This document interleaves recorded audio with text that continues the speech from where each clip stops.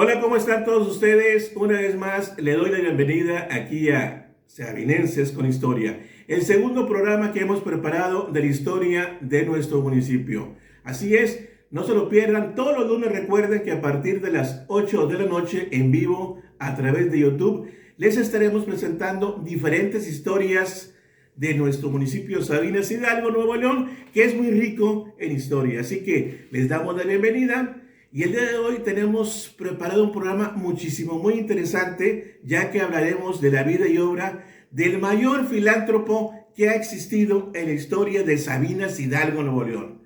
Nos referimos a don Manuel M. García. Así es, no se despeguen del programa porque tenemos preparado este interesante programa acerca de la vida de don Manuel M. García. Para ello, pues hemos investigado, hemos indagado por aquí y por allá, y hemos logrado recabar información muy interesante, seguramente que les va a llamar la atención. Y antes de iniciar, quiero agradecer todo el apoyo que me están brindando, tanto aquí en nuestro municipio, como gente que nos ve en la Unión Americana, en los Estados Unidos, ya que tenemos muchísimos lectores asiduos a la página desde diferentes partes de la Unión Americana. Igualmente, a todos los sabinenses que nos ven, que nos leen a través de Sabinenses con Historia, nuestra página de Facebook, en diferentes partes de la República Mexicana y del interior de nuestro estado, Nuevo León. Así pues, les doy de nueva cuenta la bienvenida y a partir de este momento ustedes verán la vida y obra de don Manuel M. García. Iniciamos.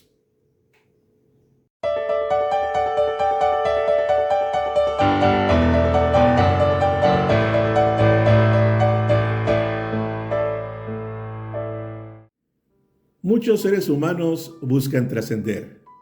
Tratan de dejar una huella en este confuso mundo en que vivimos, aunque muchos de los hechos que ellos vivieron no fueron compartidos, ya que gente de mala fe les obstaculiza su labor, echando por la borda sus esfuerzos, acabando con las buenas intenciones de hombres que desean hacer el bien a los demás.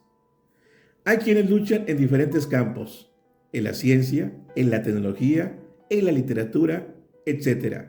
Y finalmente sus esfuerzos son coronados con el éxito y obtienen el reconocimiento que merecen. Pero hay algunos que luchan incansablemente hasta dejar la vida en aras de lo que creen, sin obtener reconocimiento, sin obtener nada de eso, y eso vale mucho. El personaje del que hablaremos no es ficticio, sino un ser real, que trató por todos los medios de darle a su pueblo una visión de progreso, terminando doblegado por aquellos que tenían el poder político y económico, motivo por el cual es merecedor de un lugar muy especial en nuestro municipio, por su entrega y filantropía.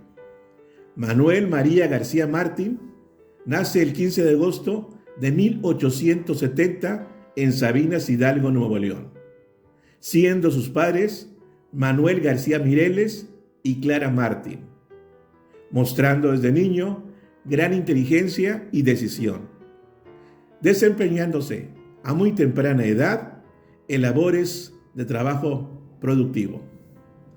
Su facilidad para el idioma inglés le venía por la lengua materna y ello le abrió posibilidades de ser distribuidor de máquinas de coser hogareñas e industriales. De espíritu aventurero, fue preso en 1896 en el estado de Sinaloa, al vinculársele con un grupo revolucionario que encabezaba Catarino Garza. Después migró a Centroamérica, en donde triunfó en los negocios relacionados con la construcción. En Honduras, se casó en 1902 con Teresa Rivera y procrearon 9 hijos: Manuel, Arturo, José, Pedro, Juan, Sara, María del Refugio, Teresa y Clara. Su talento le llevó a ser subcontratista en las obras del Canal Interoceánico de Panamá, en donde engordaron sus cuentas bancarias.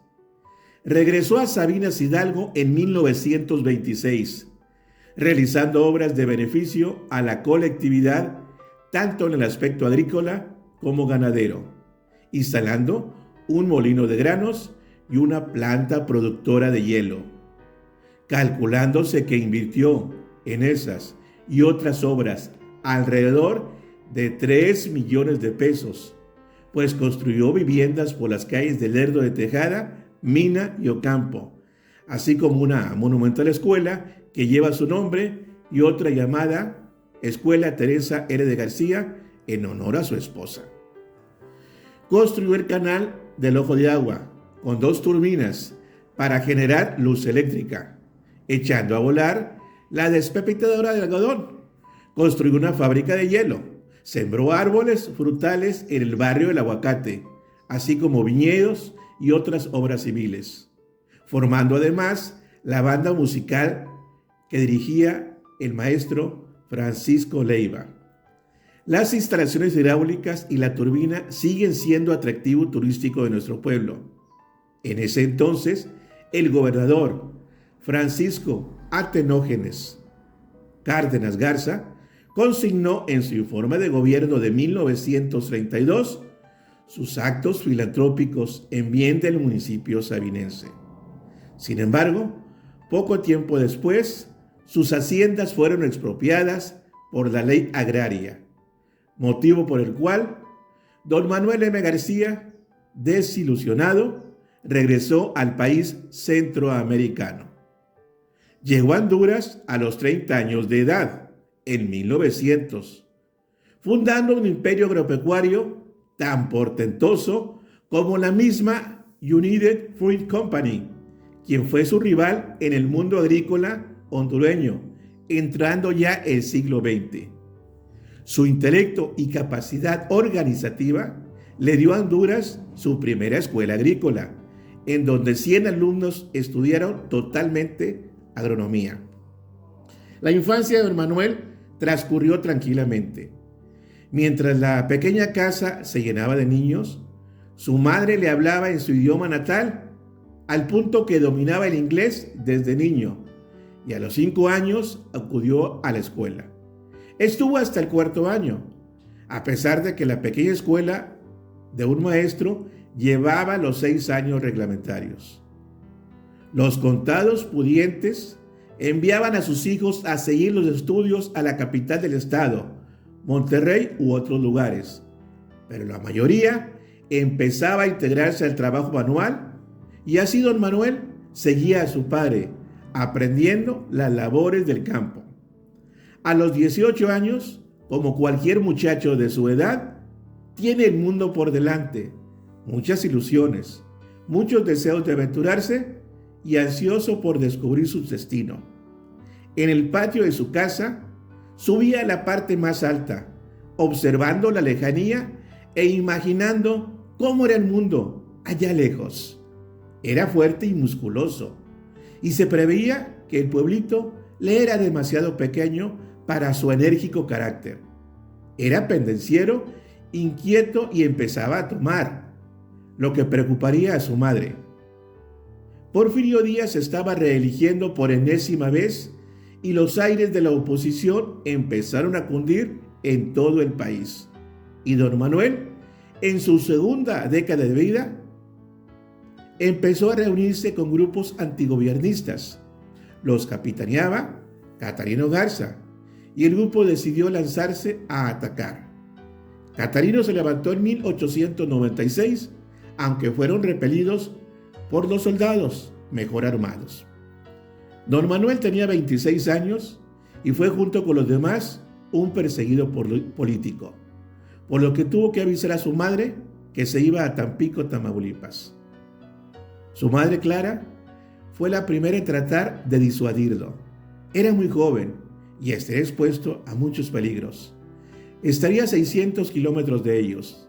Tratar de ir sería una epopeya y regresar era muy difícil. Además, los salteadores abundaban en los caminos. Clara, su madre, sentía el dolor de la separación, presentía peligros para su hijo mayor y le atormentaba su ausencia desde su anuncio. Viendo la decisión tomada con tanta vehemencia, sus padres aceptaron. Llegó el momento de su partida. Su padre puso en sus manos el dinero que disponía y le dijo: es la primera vez que nos separamos. Recuerda que eres un hombre de bien y que, si actúas con honestidad, te irá bien siempre.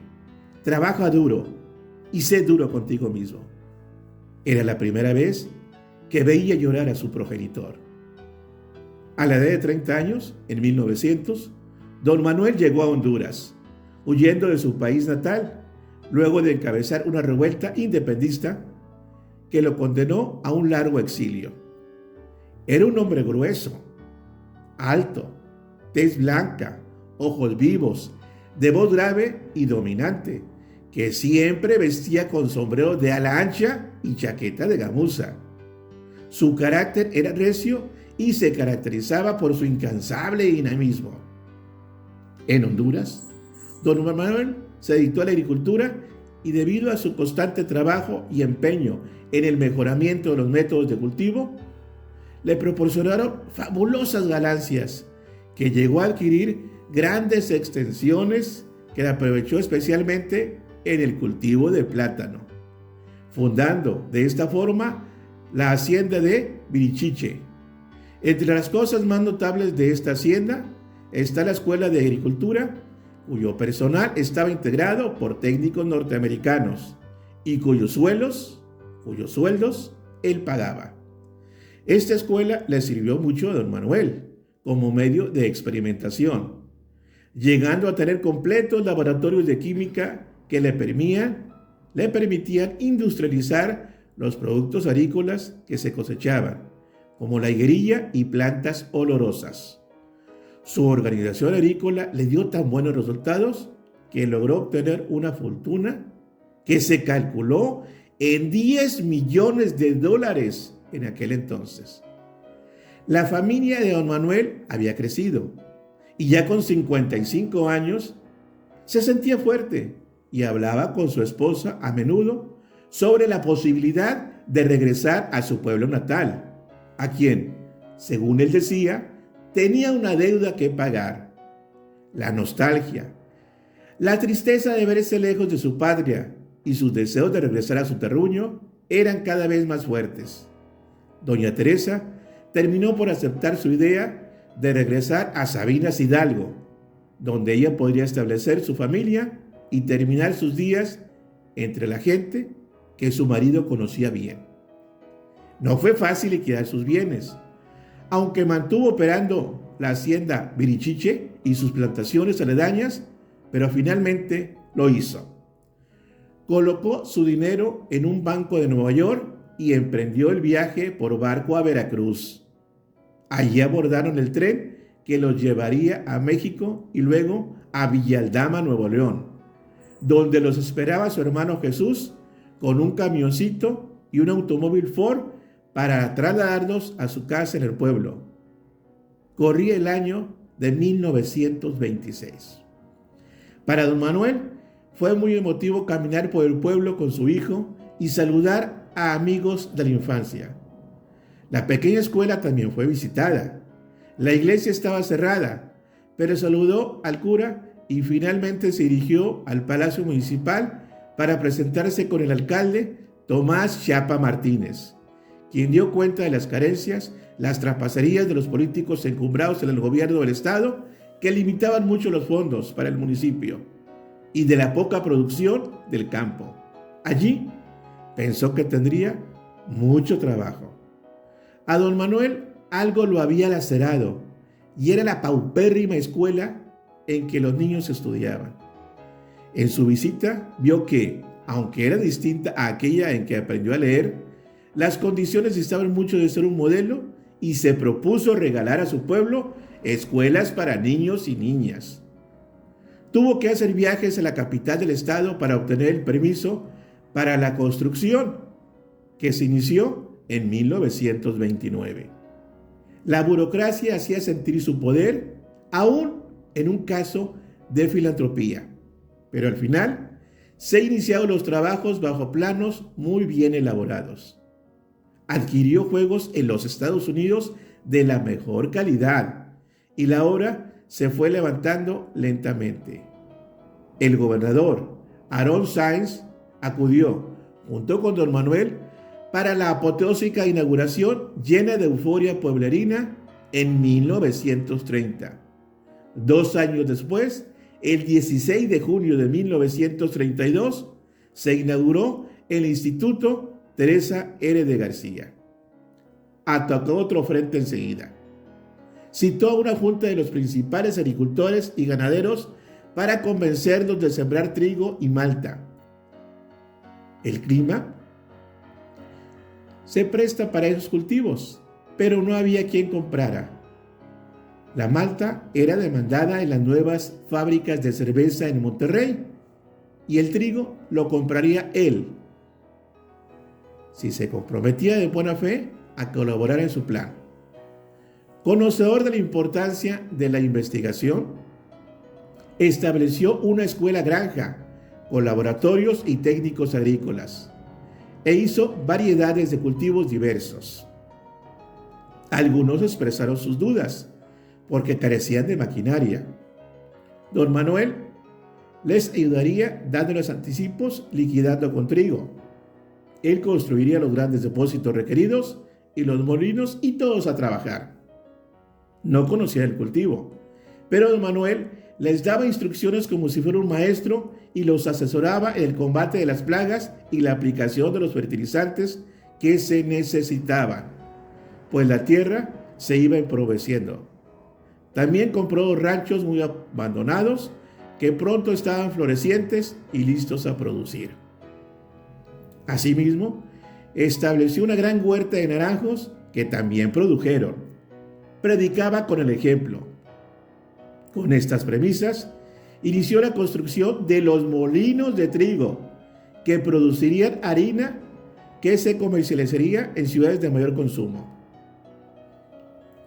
La maquinaria fue importada a un costo muy elevado, pero la suerte estaba echada y tenía confianza en sí mismo y en los agricultores, iniciándose la nueva obra. Estableció la Escuela de Artes y Oficios en el Centro Social Sabinas, la cual fue creada para que los que no tuvieran una profesión aprendieran un trabajo para hacerse vivir, como carpintería, plomería, albañilería, operador de máquina agrícola, tenería, que es el cultivo de pieles, y para las mujeres, corte y confección.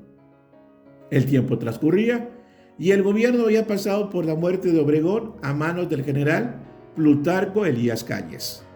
Era también antirreligioso, pero consciente de la realidad del país, con un 98% de católicos, para evitar más derramamiento de sangre y para que su gobierno trabajara por mayor libertad, decretó en 1929 la libertad de cultos, que permitió la apertura de los templos.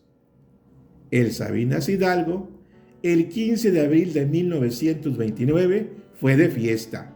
El templo se vio rebosado por los fieles. La homilía de la misa que ofició el padre Castañeda fue apoteósica. Quedaban atrás los peregrinajes del sacerdote a todas horas, amparado por la oscuridad de la noche, para realizar matrimonios, bautizos y extramaunciones.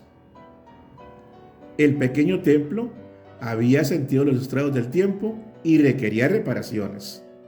La mano bienhechora de don Manuel también vino en auxilio del sacerdote para poner el ejemplo en condiciones más acordes con su grandeza. El templo fue restaurado. La bella casa de don Manuel había sido terminada y su familia se había organizado adecuadamente.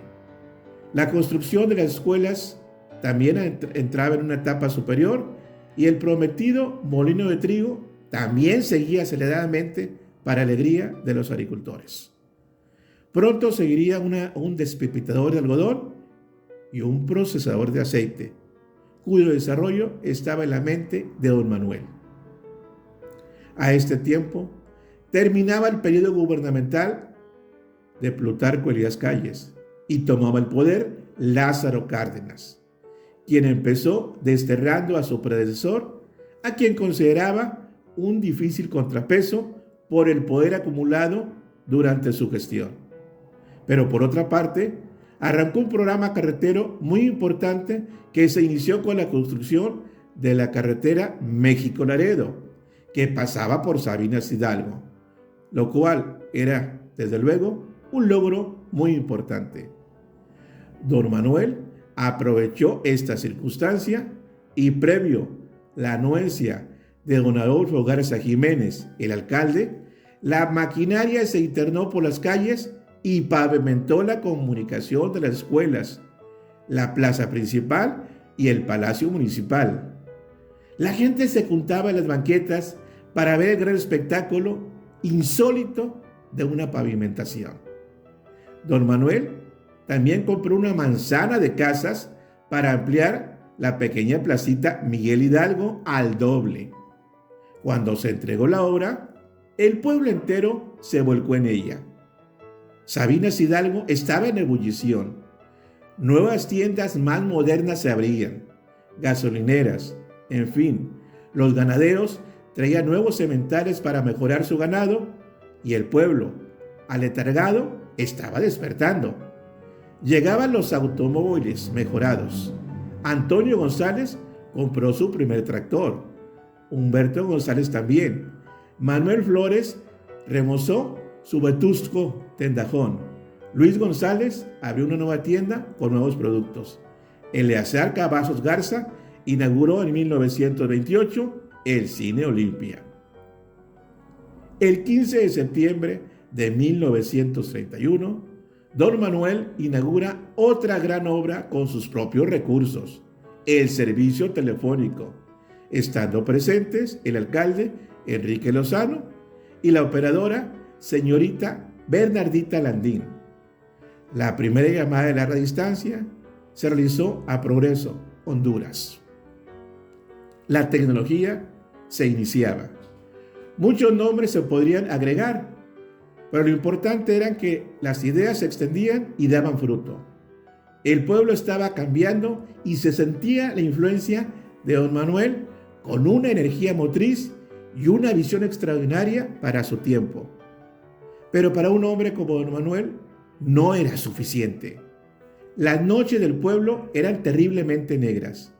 Era agradable ver los factores con una vela dentro, los faroles, colgando de las puertas de las viviendas, dándole al pueblo la imagen aldeana de una tarjeta postal.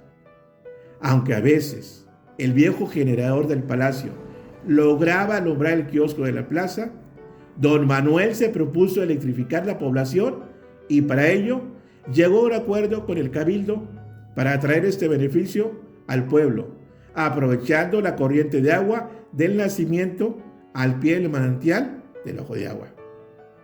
Pronto las obras se iniciaron y quedó lista poco tiempo después la canalización y el depósito del agua que daría la fuerza al generador. La turbina, como se le llamó desde entonces, quedó lista, hasta con su teléfono, para comunicarse con la oficina que iba a controlar la operación. Faltaba la red de distribución. Kilómetros de cable verde fueron tendiéndose calle tras calle, y en su hijo, el ingeniero Juan García, era quien recaía la tarea, la responsabilidad. El joven se desempeñaba muy bien y sus trabajadores acataban muy bien sus órdenes. Las principales calles ya estaban listas. Juan echó a andar el generador y por fin los radios pudieron escucharse en varias casas donde los vecinos se juntaban en grupos a escuchar música y las noticias. Esta era la situación cuando una señal ominosa se hizo presente por un destacamento de soldados al mando del coronel Jacobo Villalobos, quien instaló su cuartel en el pueblo. El 15 de octubre de 1935 se inauguró la ampliación y el alumbrado de la plaza principal, y en la cual el honorable ayuntamiento ofreció una serenata, bailes y fiesta escolar en una velada dedicada al general, jefes oficiales y la tropa del 40 Regimiento de Caballería. Manuel M. García tenía a los 65 años bastante fortaleza, pero no la resistencia suficiente y el ímpetu de la juventud. No obstante, se defendió con denuedo cuando los agraristas del general Román Yocupicio llegaron en 1935 a ocupar las tierras de La Peinada, el bien organizado predio de don Manuel. Yocupicio le advirtió que estaban expropiando el predio en mandato de un edicto federal. Se le estaba reconociendo solo el casco del rancho y, de no aceptarlo, el ejército vendría en su auxilio para hacer cumplir la orden. Desde ese momento, un grupo numeroso de personas tomó posesión del rancho. Lo mismo sucedió con el rancho El Cochinito y las huertas naranjeras. Don Manuel, que años antes había gestionado las líneas telefónicas, se comunicó de inmediato con el gobierno del estado. El gobernador no estaba y cuando fue posible contactarlo, le hizo saber que se trataba de un mandato federal que debía cumplirse con la ley respectiva de tal fecha. Nada se podía hacer. Yocupicio se presentó ante sus superiores, quienes lo premiaron por su haber cumplido, otorgándole la propiedad de un rancho libre de invasiones en su estado natal, Sonora. El éxito se había coronado al expropiarle sus tierras, y luego vino todo bien calculado. El sindicato preparó demandas, intransigencias, igual de la CROM y de los electricistas. Solicitó prestaciones imposibles de satisfacer, rompió pláticas. El sector gubernamental se solidarizó con los obreros y finalmente otorgó la propiedad de los bienes a los trabajadores. Le robaron, así como así, los molinos de trigo, el molino de aceite, el despepitador de algodón y la planta eléctrica. El atraco se consumó como si hubiera sido un enemigo en lugar de un benefactor de su pueblo. La escuela granja pasó a ser la Secretaría de Educación. Fue un golpe demoledor para don Manuel. La tristeza lo invadió al seguir la traición de aquellos coterráneos a quienes procuraba dar prosperidad material y espiritual. Toda su familia lo acompañaba con su pena, pero tenía que tomar una decisión. El presidente Cárdenas tenía una gran noticia. Había expropiado a uno de los hombres más ricos de la región, asestándole un golpe demoledor. Estaba demostrando que iba en serio en contra de los explotadores y las invasiones ejidales eran realidad. Cárdenas necesitaba ejemplos ante la nación y ya los tenía. Y en adelante, el revolucionario presidente invadió tierras a lo largo y ancho del país, convirtiéndolas en ejidos desde donde se controlaba la gran masa poblacional del campo y que fue en lo sucesivo un apoyo definitivo del partido, del PRI. El control político se había consumado, pero habían destruido un gran sueño, el gran sueño de don Manuel M. García, de despertar su pueblo aletargado por años de abandono, de hacerlo entrar en la modernidad, de ponerlo en marcha con su energía creadora y ponerlo en el mapa con una luminosa estrella entre los demás pueblos del estado. Pero para un político de estos, los sueños de los demás no tienen relevancia, a menos que se acompañen de algún interés particular. Don Manuel quedó devastado.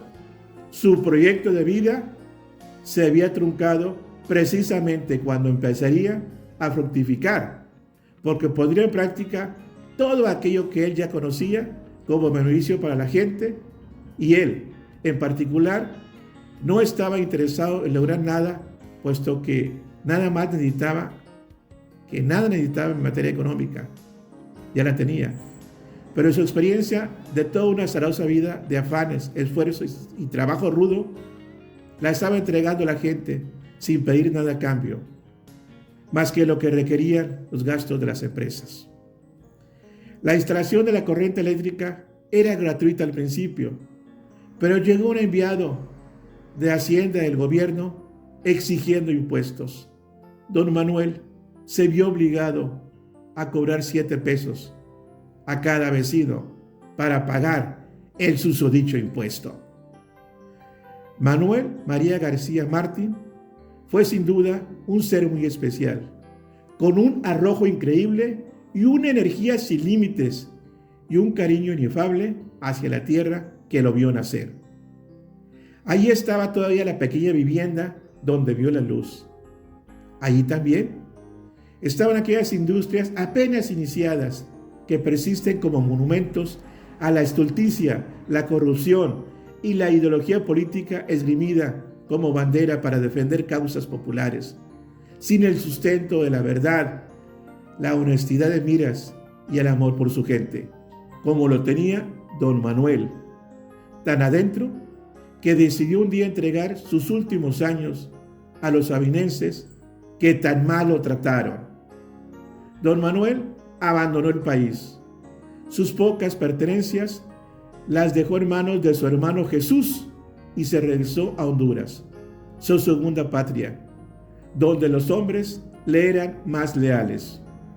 Su familia fue muy bien recibida y construyó en Progreso, Honduras, las mismas escuelas que había construido en Sabinas Hidalgo, Nuevo León.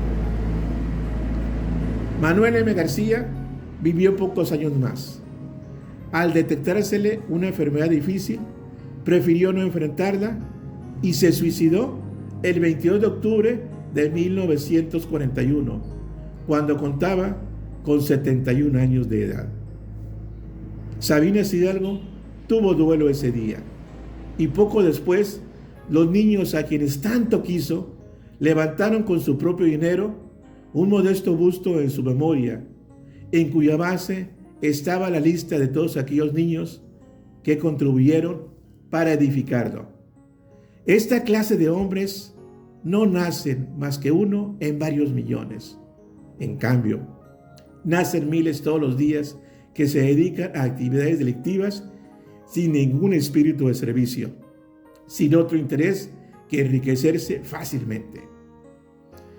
Eso nunca lo entendieron Manuel, porque su espíritu fue claro y transparente, y donde no cupo más que el esfuerzo y el trabajo dedicado en largos y agotadores días con recompensas bien ganadas durante su fecunda y plena vida.